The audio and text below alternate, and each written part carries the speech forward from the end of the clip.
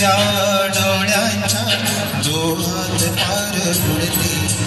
तळमळते सारगे बावडे नकळत का फरकटते कधी मोहाच्या चार क्षणाला मन हे पेढे फुलते जाणते जरी पुन्हा पुन्हा का चुकते बावडे तरी भासांच्या मागून पळते मन उधाण वाऱ्याचे रोज पावसाचे